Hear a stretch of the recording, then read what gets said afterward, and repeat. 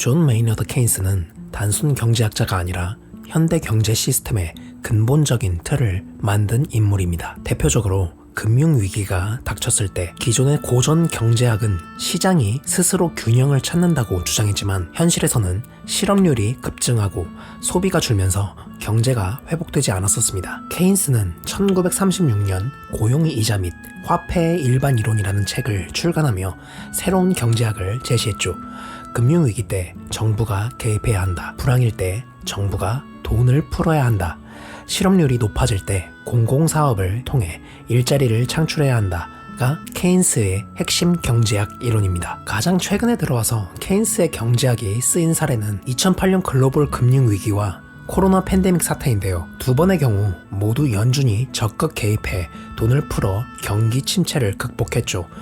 오늘은 현대 경제학의 핵심 가치를 전달한 존 메이너드 케인스가 1, 2차 세계대전에서 그가 남긴 경제 철학과 고뇌에 대해 살펴볼 텐데요. 1914년 제1차 세계대전이 터지고 영국 금융시장이 패닉 상태에 빠지자 케인스는 영국 재무부로부터 협력 요청을 받았습니다. 그는 영란은행과 재무부 사이에서 중요한 금융정책 조언을 제공하며 전쟁 발발 직후 금융 혼란을 수습하는 데 중요한 역할을 했습니다. 그리고 1915년 케인스는 전시 재정 책임자로 승진했죠. 그는 새로운 임무를 맡자마자 이제 막 연합군에 합류한 이탈리아에 제공해줄 대출의 조건을 협상하기 위해 프랑스 니스로 파견됐습니다. 연합국 간 자금 조달을 조율하는 것은 진을 빼는 일이었죠. 농업부터 중장비까지 모든 경기가 전쟁으로 엉망이었죠. 각국은 독일 등 적국 상품에 의존하지 않으면서 식량과 원자재 거래를 조정해야 했습니다. 밀, 철, 석탄 할 것 없이 한 국가가 특정 상품을 너무 많이 소비하면 똑같은 상품이 필요한 다른 동맹국들이 위험해질 수 있었죠. 전통적인 경제 이론에 따르면 시장은 그런 문제를 스스로 해결할 수 있어야 했습니다. 가격은 상품 수급에 따라 오르거나 내리고 상품은 그것이 가장 필요한 곳으로 유입되어야 했죠. 케인스도 그 개념을 원칙적으로 반박하지는 않았지만 시장이 스스로 조정될 때까지 기다리면 군대의 탄약이 바닥나고 시민들이 굶주릴 수 있다는 것이 케인스와 다른 연합국 담당자들의 우려였죠. 자유시장은 전쟁 중인 국가들이 감당할 수 없는 사치였던 겁니다. 1915년 9월에 케인스는 인플레이션에 대한 제안서 2개를 작성합니다. 경제학자들은 오래전부터 인플레이션을 전쟁 중에 흔히 발생하는 문제로 인식했죠. 이론상으로는 현금이 부족한 정부가 지불해야 할 것들을 위해 돈을 찍어내면 시중에 유통되는 화폐량이 많아지면서 상품 가격이 높아집니다. 케인스는 인플레이션이 독일처럼 자급자족 경제에서는 숨겨진 세금 같은 기능을 한다고 주장했습니다. 독일 정부는 전쟁하는 동안 노동자들의 임금을 동결했기 때문에 임금이 물가 상승에 비례해서 오르지 않았죠. 그래서 독일 국민은 1913년에 받았던 것과 동일한 급료를 집에 가져갔지만 그 돈이 가진 구매력은 이전과 달랐습니다. 지폐를 인쇄하면 정부의 전쟁 예산이 증가하지만 이는 세금과 마찬가지로 자원이 시민들에게서 정부로 옮겨질 뿐이므로 일반 시민들의 생활 수준은 더 낮아졌습니다.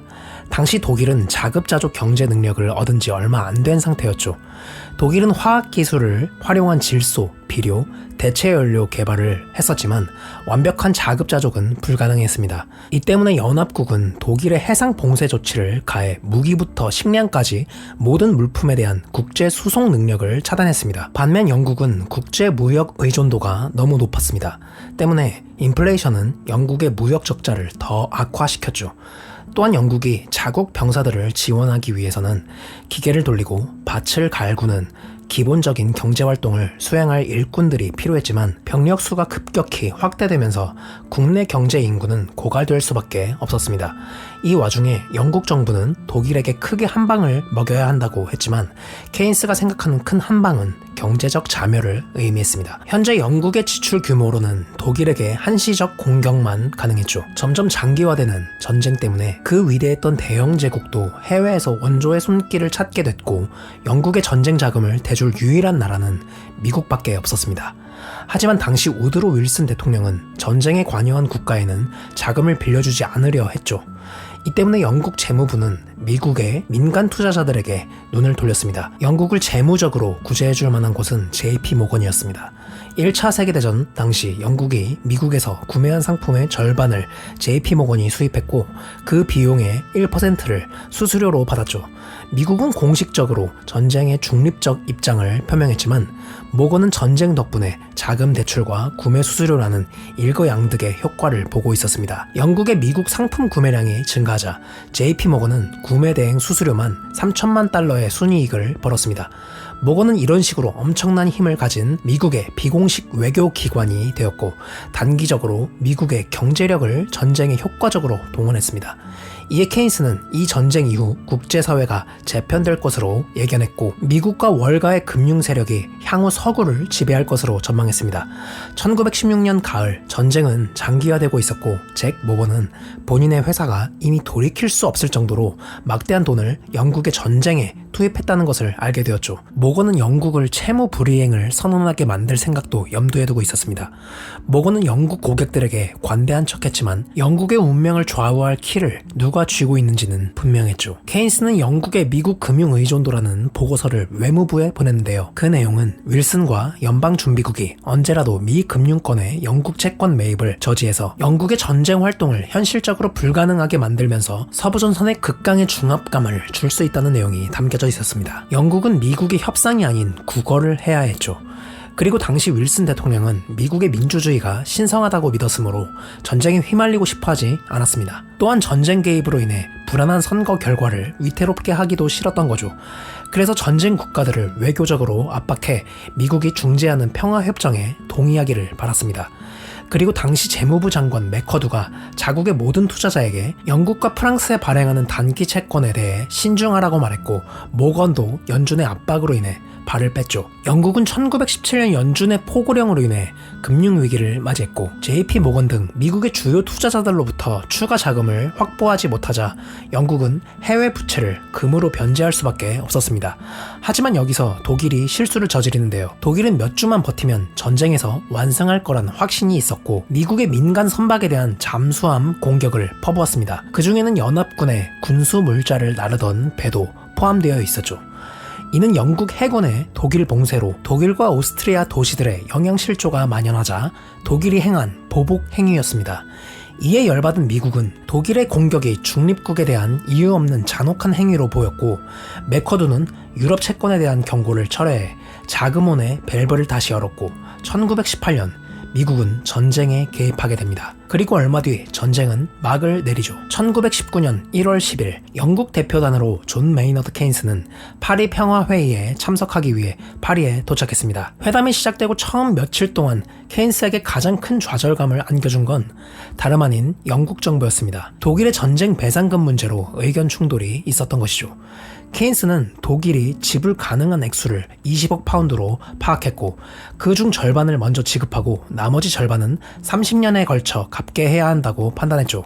물론 그보다 훨씬 더 많은 돈이 전쟁에 투입됐지만 배상금을 정확히 계산해봤자 역효과만 날 뿐이었습니다. 배상금을 확보하려면 독일은 수출을 활성화하고 영국 생산자들이 차지하고 있는 국제무역시장 점유율을 빼앗아야 하는데 그러려면 궁극적으로 영국의 경제력이 축소될 수밖에 없었던 것이죠. 그렇다고 연합국들이 독일의 금이나 광산, 공장을 장악하면 그들의 전쟁 배상 능력이 오히려 악화될 뿐이었죠. 케인스는 영국 대표단 보고서에 독일의 젖을 짜내려면 일단 독일을 망하게 해서는 안 된다라고 썼습니다.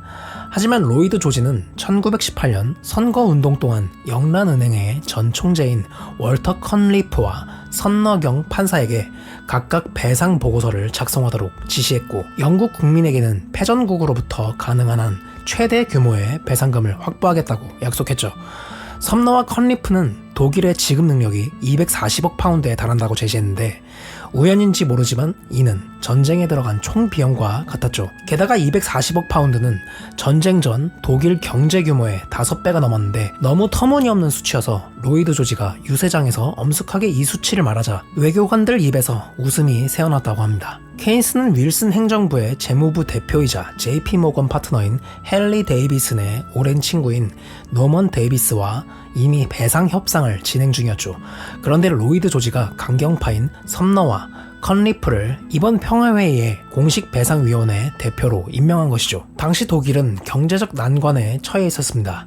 전쟁으로 100만 명의 군인과 민간인이 사망한 상태였죠. 세계적 강국으로서 독일의 가장 심각한 문제는 천연 자원이나 인력이 아닌 금융 상황이었습니다. 전쟁 전 독일 제국의 막강한 자금줄이 되어줬던 영국 은행들은 전쟁으로 소진 상태가 되어 있었죠. 게다가 영국에서 빌려온 돈이 기업의 생산 활동 대신 파괴적 전쟁에 소모됐기에 영국의 동맹국들, 특히 프랑스는 독일의 상환 능력에 심각한 의문을 제기하고 있었습니다. 1918년 11월 11일에 휴전협정이 체결됐지만 연합국은 영국이 독일과 오스트리아의 교역 활동을 제한하기 위해 지시한 해상 봉쇄령을 아직 해제하지 않은 상태였습니다. 이는 적의 사기를 말살하고 인구를 대량으로 줄이려는 기아 전략의 일환이었죠. 이로 인해 25만의 독일 민간인이 기아로 사망했습니다. 독일은 또한 봉쇄 해제에는 관심이 없었는데 이는 국민들에게 식량을 제공하기 싫어서가 아니라 누군가에게 식량 비용을 지불하고 싶지 않아서였습니다. 독일이 국내 기아 문제에 얼마를 쓰든 결국 그 비용은 배상금 형태로 프랑스에게 넘어가게 되어 있었고 독일은 그 점이 싫었던 것이죠. 미국 식량청의 허버트 후버 청장은 영국의 해상 봉쇄가 혁명을 초래할 비인도적 재앙이라고 비난했습니다. 당시 미국은 독일에 식량을 원조한 후 나중에 그 비용을 부풀려 청구하려 했습니다. 미국 정부는 농부들에게 높은 농산물 가격을 보장해주겠다는 말로 생산 활동을 장려했죠. 하지만 전쟁이 끝나고 독일의 잠수함 공격이 멈추면서 이제 프랑스는 원하는 식품을 남미에서 훨씬 더 저렴한 가격으로 수입할 수 있었습니다. 미국에는 갓 잡은 신선한 돈육이 가득했지만 후보가 원하는 높은 가격에 구입할 사람이 없었죠. 미국에만 숨은 속셈이 있었던 것은 아니었습니다. 영국은 케인스를 통해 자국 경제의 귀중한 자산이 될 독일의 상업용 선박들을 장악하려 했습니다. 결국 케인스와 후보는 프랑스를 제압하고 독일에 구호 식량을 보냈습니다. 하지만 동시에 그 비용을 과도하게 매겨서 독일이 금과 선박으로 갚게 만들었죠. 독일은 식량이 없었고 미국은 식량이 남아돌았습니다. 자유, 발전, 이타심, 멋진 말로 포장했지만 실상 미국은 무자비한 재정 외교를 추진하고 있었죠. 케인스는 만약 미국이 전쟁 부채를 모두 탕감해주면 영국도 그렇게 할 것이라고 제안했습니다. 미국은 엄청난 재정적 희생을 감수해야 하지만 그로 인한 거대하고 직접적인 혜택은 영국뿐 아니라 프랑스, 이탈리아, 러시아, 벨기에로 확대될 수 있었죠. 미국 정부는 이자 수입을 포기해야 하지만 재정적으로 안정화된 유럽 국가들이 미국 수출품을 사들이면 미국 농부들과 제조업자의 경제 사정도 계속 나아질 수 있었기 때문이죠. 케인스가 제안서에서 역설한 주요 내용은 손익에 대한 이야기가 아니었습니다.